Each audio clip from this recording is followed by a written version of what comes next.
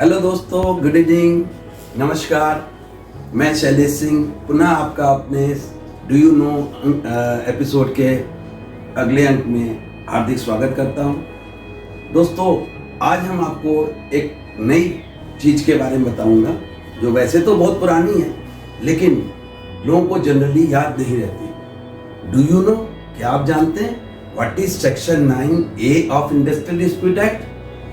जानते हैं?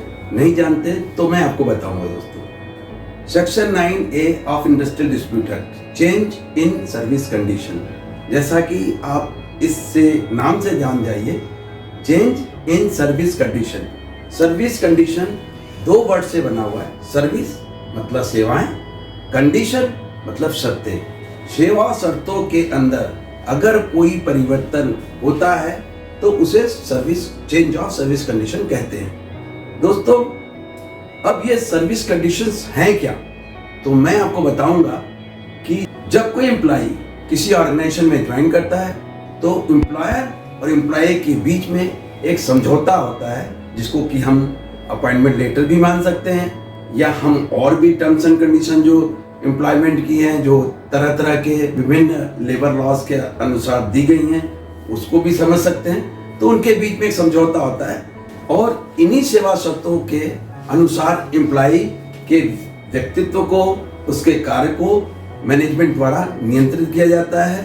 और यदि मैनेजमेंट उन सेवा शर्तों में बाद में किन्हीं कारणों से चेंज करना चाहता है तो उसे सेक्शन 9A में दी गई समस्त प्रावधानों का कंप्लायंस करना जरूरी है।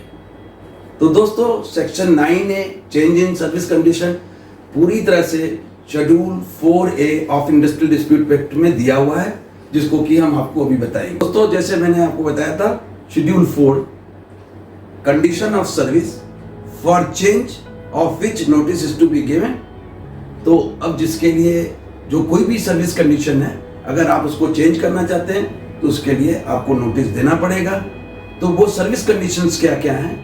वेज, अगर आप वेज के स्ट्रक्चर को चेंज करना चाहते हैं, किसी प्रकार की लीव, हॉलीडे, इन सारी चीज़ों में चेंज करना चाहते हैं, कोई ऐसा कंसेशन या कोई ऐसा पेंशन फंड जिसके अंदर आप कोई कंट्रीब्यूशन दे रहे थे उसको चेंज करना चाहते हैं, किसी प्रकार की जो शिफ्ट का क्लासिफिकेशन है उसको चेंज करना चाहते हैं, या ग्रेड, किसी प्रकार के ग्रेड को चेंज करना चाहते हैं, या डिसिप्लिन से रिलेटेड किसी नए रूल्स को इंट्रोड्यूस करना चाहते हैं, या उसको अल्टर करना चाहते हैं एग्जिस्टिंग रूल को। तो दोस्तों, ये सारी चीजें शेड्यूल 4 में दी गई हैं। दोस्तों, अब मैं आपको बताऊं कि अगर इन सर्विस कंडीशनों में आप कोई चेंज बाद में करना चाहते हैं किन्हीं परिस्थितियों वश, तो एम्प्लॉयर को इन सर्विस कंडीशन में चेंज करने के लिए एप्रोप्रिएट गवर्नमेंट को सूचित करना पड़ता है। एक फॉर्म होता है, उसके अंदर फॉर्म में प्रॉपर्ली आपको डिस्क्राइब करना पड़ता है कि आप ये चेंज क्यों करना चाहते हैं, और उसके साथ ही साथ आपको अफेक्टेड एम्प्लॉय को अफेक्ट होने से 21 दिन पूर्व आपको उसको नोटिस देना पड़ता है, जो कि आपसे नोटिस बोर्ड पे चस्पा करके या इंडिविजुअल व्यक्तिगत रूप से हस्तखत करा के दे सकते हैं। दोस्तों, अगर आपने ये नहीं किया तो उससे न केवल रूल्स टूट जाएंगे और ये कानूनी रूप से वैध नहीं माना जाएगा, लीगल नहीं होगा, बल्कि इससे आपका एम्प्लॉय रिलेशन और इंडस्ट्रियल रिलेशन भी अफेक्ट होगा।